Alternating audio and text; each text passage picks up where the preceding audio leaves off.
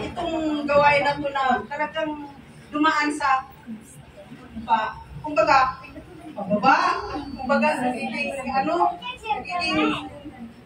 pangihila na lang. Tapos talagang si pastora, sila pastor na nagpili silang matatag sa kanilang paglilingkod. Kaya ngayon, umabot ng ganitong taon, kahit anong kamang bagyo na naranasan sa gawain ito, talagang hindi makapagpipigil ang bagyo na yan o makapagwasak dahil ang pundasyon ay matibay. Kaya ating Panginoong Isus. Kaya napakabuti ng Panginoon, lalo na sa kanilang buhay, mag-asawa nila, magpamilya, Abiliera, Pastor Ben, Abiliera, Pastor Ranere, dahil hindi sila sumusuko anong pa mga nararanasan nila sa kanilang pamilya, sa gawain ito, tuloy pa rin. Go! Kaya sabi ko nga, sige, magpatutuwa ako kasi naano po yung sila pastor, kung paano sila talagang walang sukuan. Kaya sabi ko, ano ko na, talagang sukuan, ano pa mang mangyari. Mayroon mo sa wala, sa good health man o in sickness, tuloy pa rin sila. Lord, talagang hindi talaga makapagbubuwag ang gawa ng kaaway, ano pa man. Amen. Kaya nananatili ang kanyang gawain ngayon na nandito, buhay na buhay. Amen. Kaya salamat po sa Panginoon, kaya talagang excited akong magpatuto. Kasi umabot ng ganito, pero grabing mga bayo ng kaaway, bayo ng matinding bagyo. Tulad ngayon, araw na to bagyo, pero bakit nandito tayo? Hindi tayo nagpapatinag. Ano mang mga sitwasyon, ano mang panahon yan, pagdating sa ating Diyos na buhay, hindi tayo patitinag. Kaya salamat sa Panginoon na nandito tayo nag-celebrate. Salamat po, purihin ang Panginoon. Sa Kanya po ang paborit pasasalamat. Amen.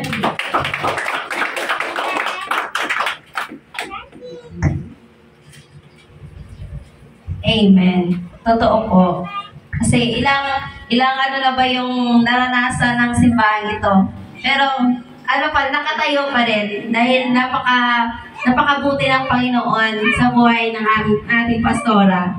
Yan, kung faithful ka sa Panginoon, mas faithful yung Panginoon sa atin. Amen po ba? Amen. Sige po, at ako may isa pang tatawagin. Si Sister Mercy Patling Rao. Yan. Talagang naman natin ang Panginoon sa buhay ni Sister Mercy.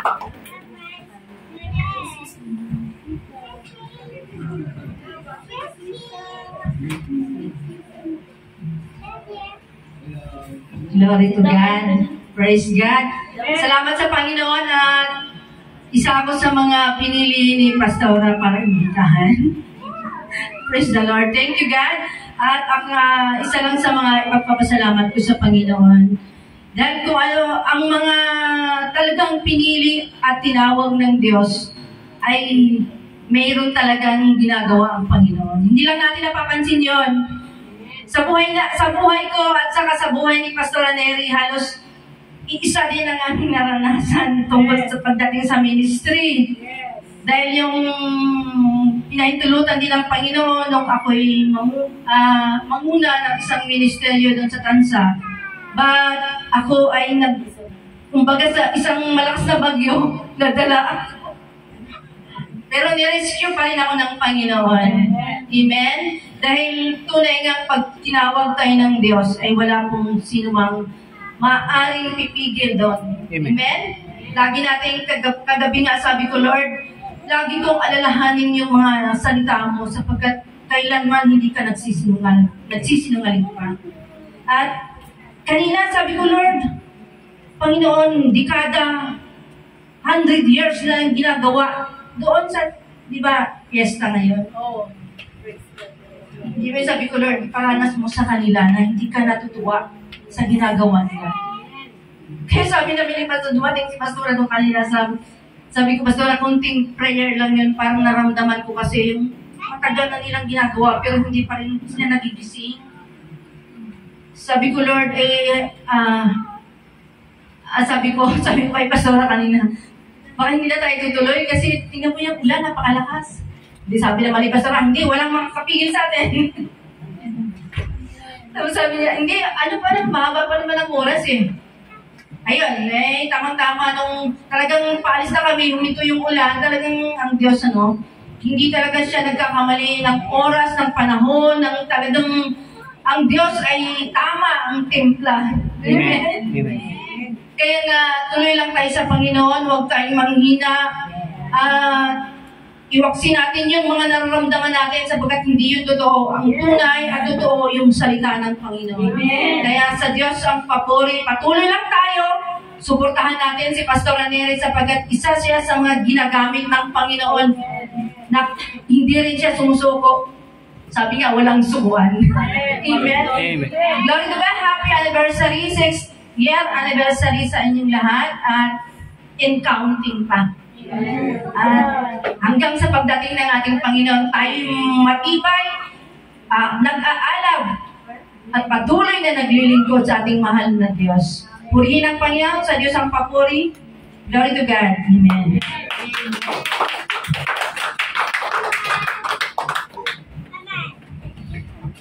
Yumi. Amen.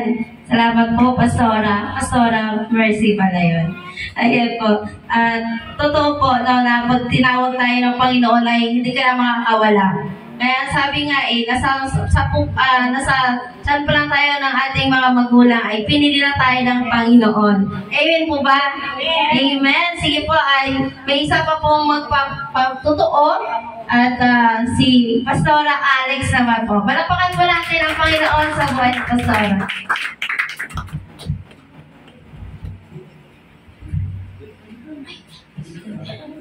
Isang mapagpalang araw po. Una-una, binabati ko po kayo ng isang greatest, blessed, victorious, grandest, victor. Highest ko, makasike. Siya lang. Binabati ko po kayo. Baga siguro iba, yung lang nakita rito. Kasi ano din po rin ako naglalakad, nagbi-mission din, kaya po isang napakaligaya, sabi nga nila, ni Sister Mirla, Pastora, hindi ka in-invite ni Pastora Mary? Sabi ko, iba lang akong chat, ewan po, sabi ko na niya. Pero, sabi ko, purihin ng Panginoon, dahil nga po, sabi ko naman sa Lord, ay talaga po marami po kayong trabaho. Pero, bilang isang magkakapatid sa Panginoon, at isang, sasabik din naman ako na makita yung mga kapatid, talaga po At isa lang po ang sasabihin ko po, kanina nag-ano ako sa Lord. Sabi ko, Lord, bakit mo akong dinala dito? Kung ako ay dinala dito na wala akong gagawin, talaga ako. Kasi marami po tayong trabaho sa Panginoon. Isa lang pong patotoo pasasalamat po sa Panginoon ay bilang isang babaeng balo. Matagal akong 28 years lang ako nung nabalo, 4 ang anak. Pero ito yung pinakita po ng Panginoon. Huwag po tayong tumigil sa paglilingkod po ng sa Diyos. Sapagkat sa takdang panahon, tayo po iaani. Yumi. Ito po ngayon, inaani ko na. Ang kasarapan po nito, talaga pong dumaan po ako, alam niya po yung 4 ang anak, balo, walang tangi inaasahan, sabi ng Panginoon, mapalad ang tao na si Yahweh ang Panginoon. At isa pa po, ang alam po dito ay, puso po natin, lagi po tayo magpasiyasat sa Panginoon. Magpasiyasat po tayo. Alam po naman natin, tayo naman po ay mga anak ng Diyos, sinagad na namin ang Panginoon. Namamakay na po sa atin ang Panginoon. At higit sa lahat, huwag po tayong tumigil. Sa buhay ko nga po, may 4 na anak, buntis pa po ako sa pang-4 ng anak, parang hagda, parang maliliit pa po yan, ay talaga po, pinakita po ng Diyos sa akin na ang Diyos po ay hindi nagpapabayaan. Ano ang pong sitwasyon, maganda o pangit na sitwasyon po ng ating buhay, kasama po natin ang Diyos. At hanggang sa ating pagtulog, sabi po niya, tulog man po tayo o gising, binabantayan po niya tayo. At sabi niya po sa akin hindi ko po alam, dahil ang bigla yung pagkamatay ng Mr. Todd, pinatay o binaril. Nandun yung tanong ako ng tanong, ilang piso napakaganda po dito sa ating buhay na akala natin, kasi yan po kasama na dyan sa dati yan, yung mga kurakol na yan, pero hindi ako pinabayaan ng Diyos, kaya ako pala gano'n, talagang sabi nga po natin, ay isang taong pa lang ako na giging Kristiyano, Ikinuha niya yun, nawala yung mister ko. Salamat na lang dahil tayo na yung pundasyon. Nandun na po yung salita ng Diyos sa puso natin. At higit sa lahat, hindi naman natin pinabayaan. At hanggang sa ngayon po, ayun, pumapailang lang po tayo. Tandaan po lang natin, tayo po mga tinawag, pinili at tinira ng Diyos. Tayo po ay parang agila. Sorry po tayo. No retreat, no surrender. No, hindi na po tayo babalik sa dating luluban. At yun nga po, sa apat na anak, tinatunayan ng Diyos sa akin at ito yung lagi ko nakapakinggan sa kanya. Nagkaroon na po tayo ng relasyon, tinanggap na nga natin siya sa buhay natin. Yun po, yung sabi niya sa akin, anak, hindi kita iiwan, hindi kita papabayaan. At yun po yung sa akin, yun po yung ano natin, kita iiwan, hindi tayo papabayaan. Ano sitwasyon? Para po tayo umakyat sa bundok, ahon, lusong, laban lang, fight the good fight of faith. Nandang lang natin, fight the good fight of faith. Hindi po tayo iiwan, hindi po tayo pababayaan. Kaya po, yun po yung sa ano. At ang sabi po ng Panginoon Diyos sa Pang-17, kung ikay mananatili sa akin, at ang salita ay mananatili sa iyo, ano man ang hingin mo, ipagkakala ko sa iyo. Sa amin po, amen. Sa Diyos, sa kapatid. Talakpakan po natin ang Panginoon. Alam niyo po ba, sa buhay ko na, ay po yung inaano ka, tinataas ko rito, hindi po tayo sumuko. At alam ko po yun, na lagi kong, ewan ko po, sabihin po natin na kinaka. Pag sinabi natin nakakaano natin ng paan, nakakausap mo na talaga ang Diyos. Tandaan po natin, buhay po siya. Buhay ang Diyos. Nakakausap siya, sumasagot po siya sa maraming pamamaraan. Sa Biblia, sa kausap natin, sa radyo na napapakinggan po natin, mga Christian song, sa Christian station, marami po. At higit sa lahat, lalo na po ngayon, na nandito na po tayo sa hulingan. Kaya po sinasabi ko, ngayon po, ang prophecy po noon, ngayon po ang maganapan. Matagal na panahon, hindi ako nagkakamali kasi kung sino na 66 na po ako, ay naroon ko yung lalo akong pinag-iinit ng Diyos. Lalo po na nakakarating po tayo ng mga bundok. Salamat sa Panginoon dahil nga po tayo. At ang isa pa pong kagandahan po dito, yung pangako po ng Diyos na sinabi niya, hindi niya iiwan, hindi niya pababayaan. Naganda po yan sa buhay. At sabi niya, naliliit pa yung mga anak ko, practice niya yan, na napakinggan ko sa kanya. Maliliit pa, hindi ko alam kung anong magiging buhay namin. Maaaring ito ipamigay ko, maaaring ito kung ano man ang mangyayari. At hindi sila makakapag-aral. Ang hanap buhay ko lang po ay magtitinda ng kakanin. Ako na nagluluto, ako na nagtitinda. Sa palagay ko kaya, sa apat na anak na ikaw, nanay at tatay, kaya ba yun? Hindi ko kakayanin. Lalo na po ngayon. Pero, dahil sinabi ng Diyos, panamanan po natin. Tandaan po natin, buhay ang Diyos at hindi niya tayo iiwan. Hindi niya tayo pababayaan. Sa 2 verse lang na yan, nandun na po yun, kumpleto na po. Ang Panginoong Hesus ay nasa ating buhay, kumpleto na po tayo. Nandiyan po, mahihiling po natin ang lahat sa Kanya. Huwag po lang tayo titigil. At lagi, makipag-ugnay tayo sa Panginoon. At ang isa pa po, dito ko naanuhan, at iyayabang ko po, siya lang. Siya lang, Ito ang ginawa po ng Panginoon. Hindi binigyan ako ng tapang. At higit sa lahat, yung siyang nabunga ng Espiritu Santo, yung pagtitiis. Ito po ang ginawa niya. Hindi ako nagpa-aral sa aking mga anak. Wala. Kaya alam din ni Pastora Mary, ni Pastora Mercy. Yung po yun, patuloy lang po. Sige lang, nag-enjoy po ako. Nag-enjoy ako. Kapag sabi nga po, para nga po tayo agila. Sige lang, sunod ka lang. Sunod sa Panginoon. At yun po yung mga bagyo, hindi po natin sinusukan yan. Aandar po tayo, pataas po yan. Pataas. Ano bang, kung binigay sa ilang Panginoon ay mabigat, lalo mas mabigat ang mga kapalang ng Diyos. Doon po ako ng katawan. Ang sabi nga po ng Panginoon, ito natin ang ating mga paningin kay Hesus Kristo na nakakasakdal at perfecto. Kung may perfect, tungo sa perfection, ang ating Panginoong Hesus. Ito unang po natin. At ito po nangyari. Sinyortan ko na lang po yung iban ko. Hindi ako nagpa-aral. Sabi niya titindigan ko, Panginoon, ang pangako mo. Hindi ako magpapaaral. Sabi niya, hindi ka magpapaaral, hindi ka magpapalaki, hindi ka magpapakain. Yun po yung nangyari. Alam niyo po ba? Sa ngayon po, kaya sinasabi ko, tinaani ko na, purihin ng Panginoon. At sabi nga niya, yung pagpapala, pag tayo sumunod sa Panginoon, sa lahat ng inuutos ng Panginoon, pero ang pamahal ng Panginoon, magaan. Pag sumunod po tayo, talaga makakangkat po natin yun. Huwag po tayong titigil. Kaya po yun ang inaano ko sa mga huwag tayong titigil. Kasi tayo po ipinanganak sa katagumpayan. Sa katagumpayan. Kaya po yun po yung ngayon, hindi ako nagpapaaral, hindi ako nagpaano. At lalo po sa ngayon, na pinaano niya sa akin nung kami nag-ano ng Panginoon. Anak, hindi isa lang ang ipapasa ko sa board exam. Tuwagin ng Panginoon. Dalawa po yung binigay niya sa akin.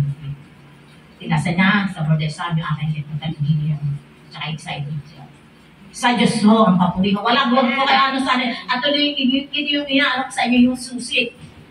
Yung susi po. Na huwag po tayong tumigil. Yung pakikipag-ugnay po natin sa Panginoon. Yung kalakasan na nakukuha natin sa Kanya. Sa Kanya lang natin maano. At kontrolado niya ang lahat ng bagay po sa atin. Lalo na po tayo sa mga panahon to sa atin nila. Napakahirap ng buhay. Napaano kung mapapakain. Ganito. Marami po yan. Marami. Pero tanda po lang na andito po tayo sa battleground. Kaya fight of faith. Ano pang gagawin natin? Manalangin, mag-ayuno. At tanda po natin, tayo po ay babalikan ni Kristo. Malapit na po ang rapture. Malapit na po. At tayo po yung pakakasalan. Nakakasabit din ba? Nakakasabit. Kaya po tanda po natin. Ito po yung mga nangyayari po ngayon. Kaya po salamat sa Panginoon. Hindi na tayo iniwan. Hindi niya tayo pinabayaan. Pero sabi ko nga, ngayon umiiyak ako. Alam niyo ba, umiiyak ako sa kabutihan niyo sa lahat ng aking na kung saan ko ako pala, pinto ko, ako hindi binigyan ng Diyos ng yung lakas na loob, ng tapang.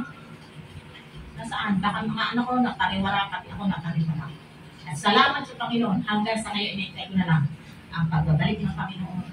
At napakasarap. Ini-imagine. Lahat ng ilan. Kaya po, sabi ko nga, saan mo ako nadali na mga susunod ako. Susunod ako. Kaya po, salamat sa Panginoon at higit sa lahat, mahalin po natin ang mga nagdadala ng magandang balita. Wala ng pastoran nyo. Sunod po tayo una sa Diyos, pangalawa na ginagamit. Kaya po, isang mapapalang anibersaryo sa inyo mula. Sa Diyos ang papuri.